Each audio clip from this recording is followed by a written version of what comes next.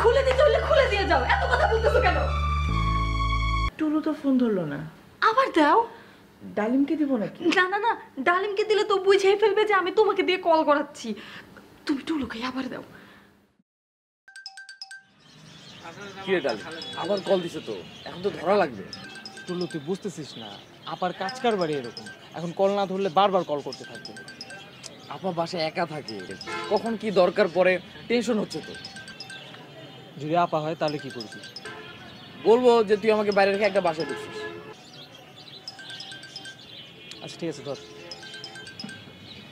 হ্যাঁ আপা। কি রে, ফোন ধরিস না কেন? দাও দাও, ফোনটা আমাকে দাও। দাও। হ্যালো টুলু, কি রে তোরা আমার ফোন ধরিস না কেন? বাইরে অনেক আওয়াজ তো শুনতে পাই নাই। এই তুই ডালিমরে ফোন দে। আমার সাথে ডালিম নাই তো আপা, আমাকে রাস্তায় রেখে ডালিম একটা বাসার ভিতরে ঢুকছে। ডালিম আসলে তারপরে দেই। ওই তো আপা, ডালিম চলে আসছে। নেন নেন কথা বলেন। হ্যাঁ আপা বল। এই জানোয়ার, আমি তোরে কি বলবো? হ্যাঁ, তুই তো আমাকে অর্ধেক মেরেই ফেলছিস। তুই আমার কল না ধরে ফোন কেন বন্ধ করে দিছিস? হ্যাঁ, মোবাইল ধরার মতো অবস্থায় ছিলাম না আপা। একটা মহিলা আমাকে একটু লোকে এত বড় একটা দা নিয়ে দৌড়ানি দিছে, কোনো মতে জীবনটা বাঁচে আসছি, আর একটুর জন্য কোপটা আমাদের গায়ে পড়ে নাই। কি বলতেছিস এইসব? কোন মহিলা তোদের দা নিয়ে ধাওয়া করছে? দুলাভাইয়ের 2 নম্বর বউ। কি?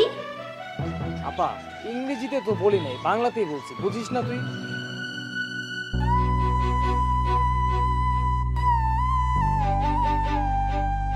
কি হয়েছে আপা?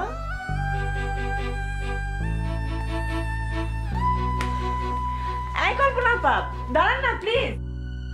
আরে আপা কই যান? গেটে তালা দেওয়া তো, খুলে দিতে হবে না? খুলে দিতে হলে খুলে দিয়ে যাও, এত কথা বলতেছো কেন?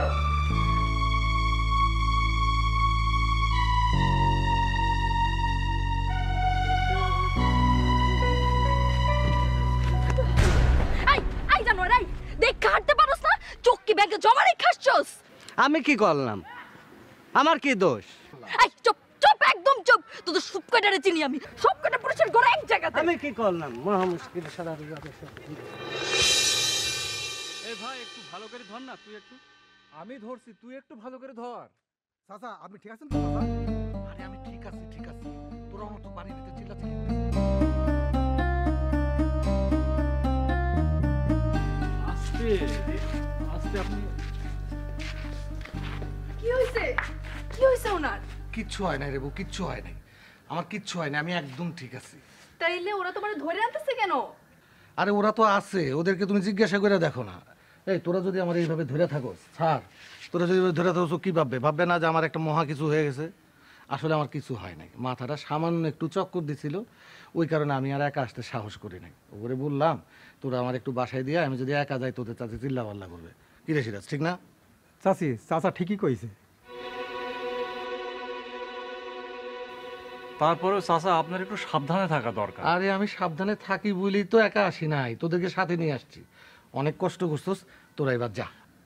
চাচা তাহলে আপনাকে ঘরে দিয়ে আসি আমরা। আরে না রে পাগল, আমার কেন তোরা ঘরে দিয়ে আসবি? আমার বউ আছে না এখন, তোরা যা। আচ্ছা, তাহলে আসসালামু আলাইকুম। আমরা আসি। ওয়ালাইকুম সালাম।